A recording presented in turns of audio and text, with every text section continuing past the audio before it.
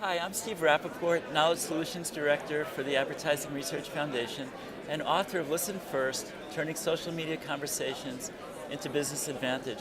Today I'm talking with Brian Shin of Visible Measures. Hi, thanks Steve. Thanks for having me. So I'm Brian Shin. I'm the founder and CEO of Visible Measures. We are a leading analytics, measurement, and advertising firm for video. And we are very quietly building up quite a large set of data around online video audiences, how they interact with content and advertising.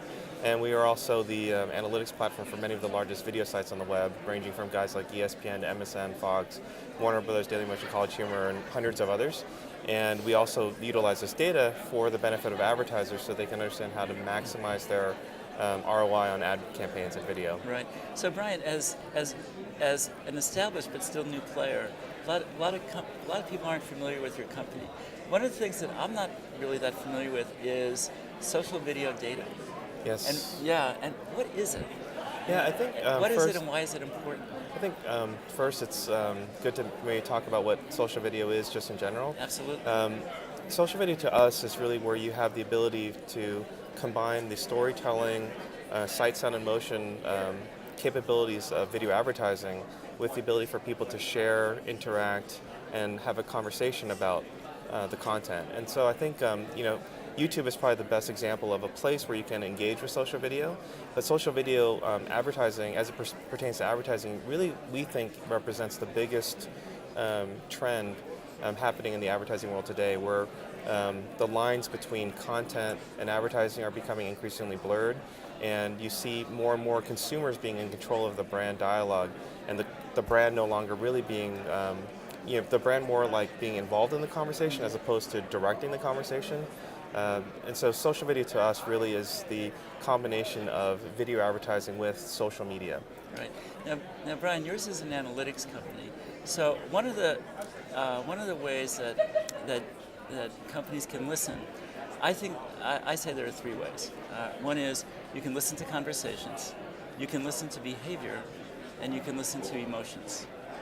And and the kind of data that you're generating is really about listening to behavior.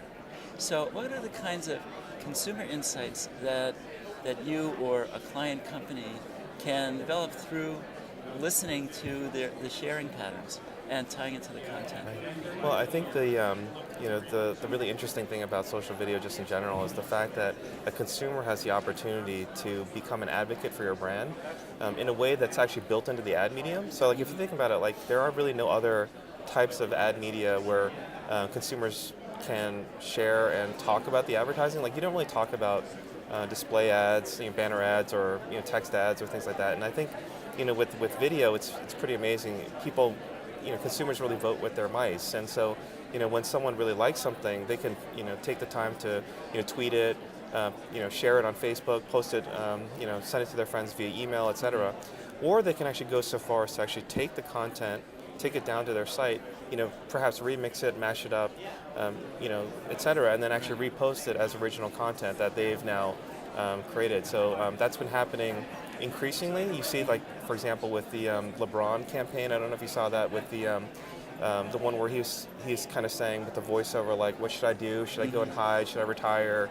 That was the most parodied piece of video content for the last year, and really quite controversial. There was a similar one, actually, also a Nike athlete with Tiger Woods, and the Tiger Woods' father speaking, Right. What I'd like you to do is learn from things, etc. And that was also very highly parodied. So I think the greatest thing is that a brand can understand that they're not just putting out a message to consumers anymore. The consumers are then taking that message and actually doing things with it. They're actually commenting on it, they're acting on it, and then they're actually spreading that content Yeah, as well. one of the changes that I see and talk about is the question used to be, what did my advertising do to consumers? Right. Now the question is, what are consumers doing with my advertising? Absolutely. It's a total Absolutely. flip.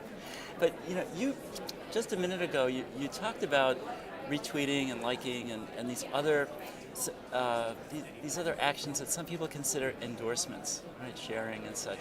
One of the questions that has really come up is, what is the value of those Right. of a like or a share or something like that? Are you seeing that there is a value to them? or not? Yeah, there's a lot of research that's been conducted by ourselves and by other organizations that essentially are trying to drill into that question. If someone chooses to watch something, if someone chooses to share something, is that more valuable than, for example, a regular impression? I think that's one of the kind of core things, and I think people struggle with advertising in general, like what is the worth of an impression. But what we've seen, for example, if you look at when someone has the opportunity, when a consumer has the ability to choose what ad they want to watch, that's one of the first steps, is to actually have some sort of choice involved.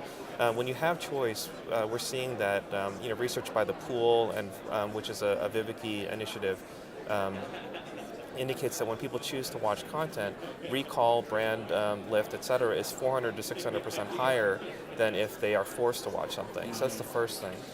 We're actually engaging in a very large study with YouTube right now, essentially to drill a little bit further. So if people have the ability to choose content, that's one thing. But if someone actually watches a referred piece of content, is that going to be even higher? And so we're trying to look at sort of, it's almost like a value funnel.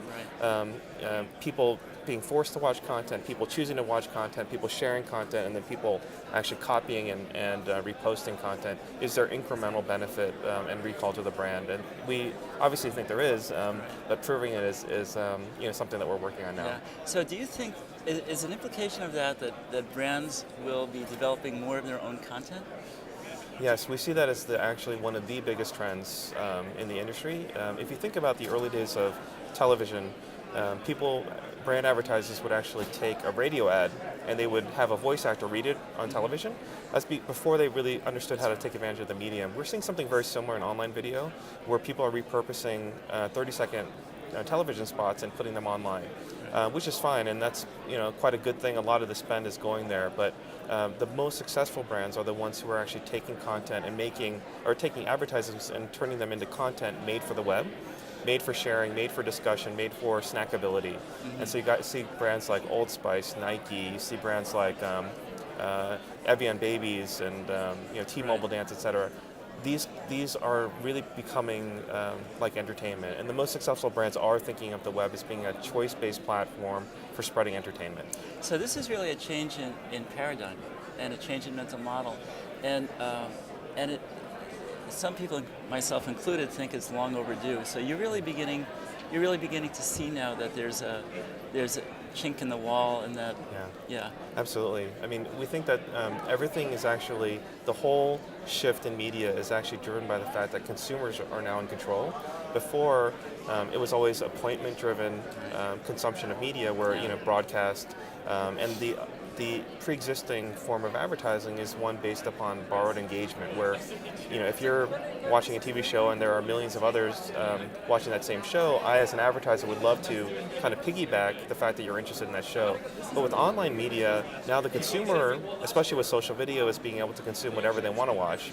And so with that consumer power, the brands need to shift in order to be able to sort of engage with consumers in a new way. Right. But the exciting news there is that some of them are.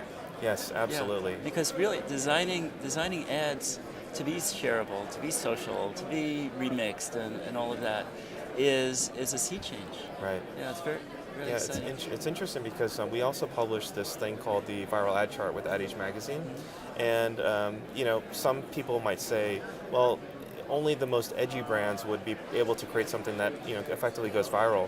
But in fact, what we see on the Ad Age chart every week is that essentially every single industry is represented on that chart, ranging from laundry detergents to socks and consumer packaged goods and cars and things like that.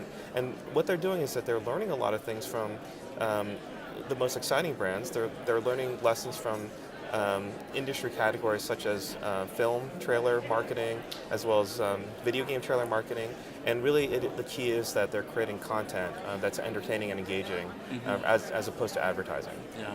Well, this has been a really interesting and exciting conversation, and I hope we continue it another day. It's great. Yeah. Thank you so much for having me. Oh, thank you, Brian. Awesome. It was a pleasure. Yeah. Cool.